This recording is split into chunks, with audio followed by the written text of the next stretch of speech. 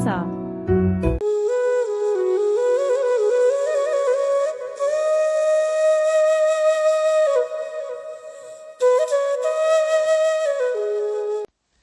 ओम नमस्ते जी।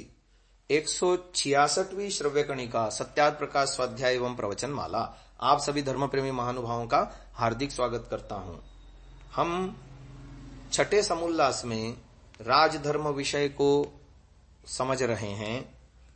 तो इसमें बहुत सारी बातें आ रही हैं हमारे सामने।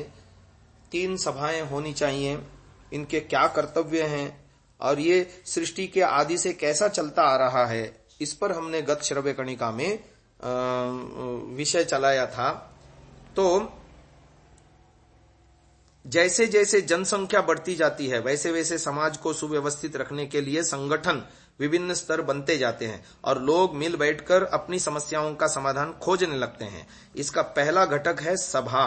सभा का अर्थ है लोगों का आवश्यकता अनुसार कोई निश्चय करने के उद्देश्य से समान रूप से या एक साथ चमकना, अर्थात अपने विचारों को प्रकाशित करना। सभा के बाद आती है समिति। समिति शब्द का अर्थ है सम्यक यन्ति जनाः निश्चयार्थम यत्र, लोगों का किसी निश्चय करने के लिए सम्यक प्रकार से जाना। सम्यक उपसर्ग का आशय है कि समिति में भेजे जाने वाले लोगों की योग्यता सभा के सदस्यों की अपेक्षा अधिक होनी चाहिए। सभा और समिति शब्दों की व्युत्पत्ति से इनका प्रतिनिधि संख्या होना प्रतीत होता है। सभा और समिति संसद की निम्न और उच्च सभाओं में यानी लोअर एंड अपर हाउसेस जैसी संस्थाएं हैं। कतिपय विद्वानों की मान्यता के अनुसार शासन व्यवस्था संबंधी उत्क्रांति की अंतिम अवस्था आमंत्रण होती है। आमंत्रण संयुक्त राष्ट्र संघ की सार्वभौम या विश्व भर की सर्वोच्च राज्य सभा प्रतीत होती है। आमंत्रण शब्द से ऐसा लगता है कि यह राष्ट्रों के पारस्परिक विवादों का निपटारा करने के लिए आयोजित की जाती थी, जिससे विभिन्न राष्ट्रों के प्रतिनिधियों को आमंत्रित किया जाता रहा। श्री स्वामी वेदानंद जी ने स्वसंपादित वेदामृत में आमंत्रण शब्द से मंत्री परिषद या मंत्रिमंडल का ग्रहण किया है, जो समूची राज्य व्यवस्था का नियमन करता है। मंत्रिमंडल में राज्य के योग्यतम व्यक्तियों की नियुक्ति होनी चाहिए। तीनों सभाओं में से विभिन्न विषयों के पारंगत एवं अनुभवी लोगों को लेना चाहिए। यहाँ एक चुभता हुआ प्रश्न उठता है कि जब वेदों का प्रादुर्भाव सृष्टि के आरंभ में ही हो गया था और उनमें मनुष्य के लिए अपेक्षित संपूर्ण ज्ञान विद्यमान था, तो उनमें राज्य व्यवस्था के लिए राज्य सभाओं के क्रमिक विकास की बात कैसे आ गई? इसमें संदेह नहीं कि वेद में तीनों कालों का प्रयोग यत्र तत्र सर्वत्र प्रचुर मात्रा में उपलब्ध है, किंतु त्रिकालाबाधित वेद में भूतकाल का प्रयोग कैसे संभव है? इसका समाधान पाणिनि मुनि ने अष्टाध्यायी में कर दिया। उनके मत में लौकिक भूतार्थक लकारों का प्रयोग वेद में नहीं है। उनका कहना है छंदसी लुंग लंग लिट धातु संबंधे प्रत्ययाः, अर्थात इन तीनों लकारों का प्रयोग धातु का अर्थमात्र बताने के लिए किया जाता है। काशिकाकार ने इसकी व्याख्या में लिखा, छंदसी विषये धातु संबंधे सर्वत्र कालेषु लुंग लंग लिट प्रत्यया भवन्ति। महाभाष्यकार पतंजलि ने भी इसका अनुमोदन किया है। अतः इन लकारों के प्रयोग के कारण भूतकाल की क्रिया मानकर वेद में इतिहास या क्रमिक विकास की कल्पना करना व्याकरण तथा वेद दोनों के साथ अन्याय करना होगा। वस्तुतः वेद का उपदेश सार्वभौम एवं सार्वकालिक है। अपनी अपनी आवश्यकता के अनुसार उससे काम लिया जा सकता है। सभासदों का निर्माण मनुष्यों की संख्या, उनके पारस्परिक संबंधों तथा उनकी समस्याओं अथवा परिस्थितियों की जटिलता पर निर्भर करता है। वेद का ज्ञान मिल जाने और आदर्श राज्य व्यवस्था का ज्ञान हो जाने पर भी सृष्टि के आदि में जनसंख्या की अल्पता और इस कारण जटिलता की न्यूनता के कारण प्रारंभ में वेद में निर्दिष्ट संविधान को उसकी समग्रता में लागू करने की आवश्यकता ही नहीं रही होगी। पर जैसे जैसे जनसंख्या बढ़ती चली जाएगी और पारस्परिक संबंधों में विषमता के कारण समस्याएं उलझती जाएंगी, वैसे वैसे समाज के विकास की अवस्था के अनुकूल राज्य संस्थाओं का विकास होता जाएगा।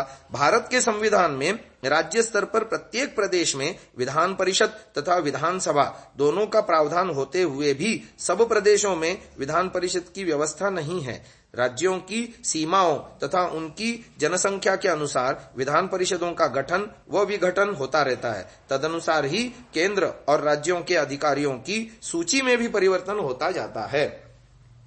अथर्ववेद में संसद शब्द आया है, जो सभा, lower house, house of representatives यानी लोकसभा, तथा समिति, upper house, council of states, Rajya Sabha, दोनों का संयुक्त नाम है।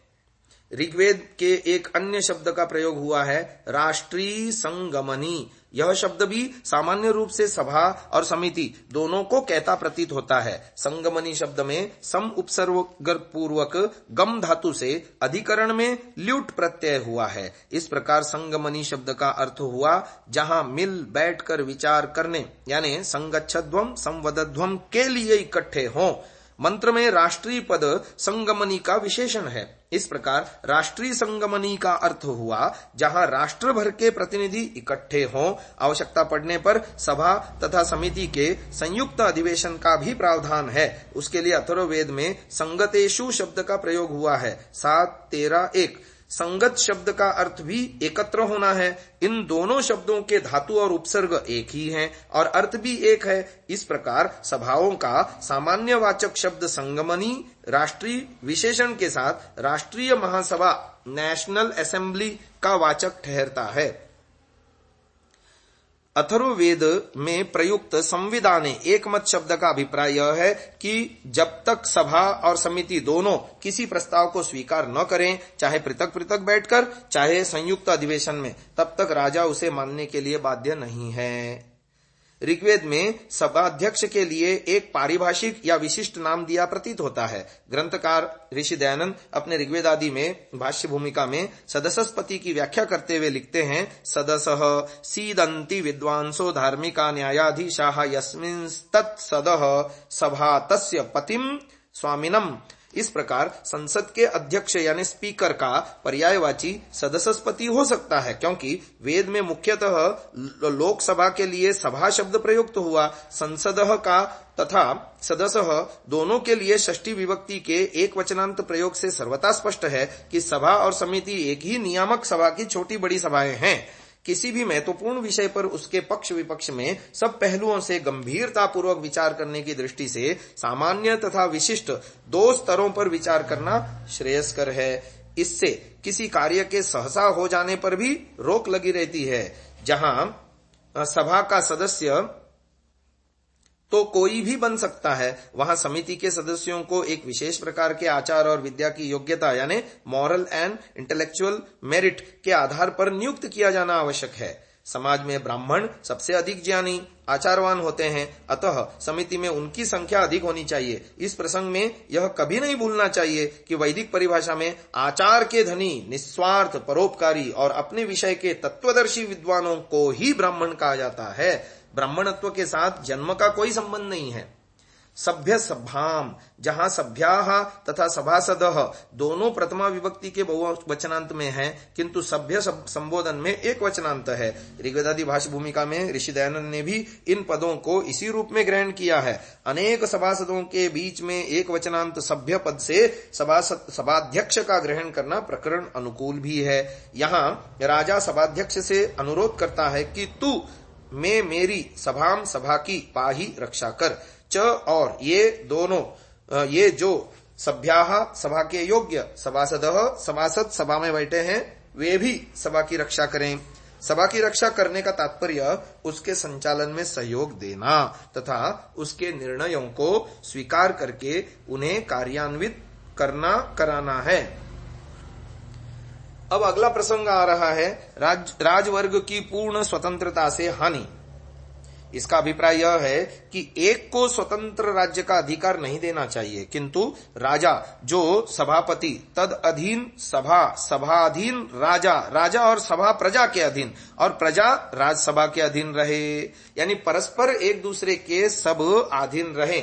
यदि ऐसा न करोगे तो मंत्र दिया, यह शतपथ ब्राह्मण का वचन दिया, राष्ट्रमेव विष्याहन्ति तस्याद् राष्ट्री विषम घातुकः विषमेव राष्ट्रायाद्याम करोति तस्माद् राष्ट्री विषमत्ति न पुष्टम पशुम मन्यत इति।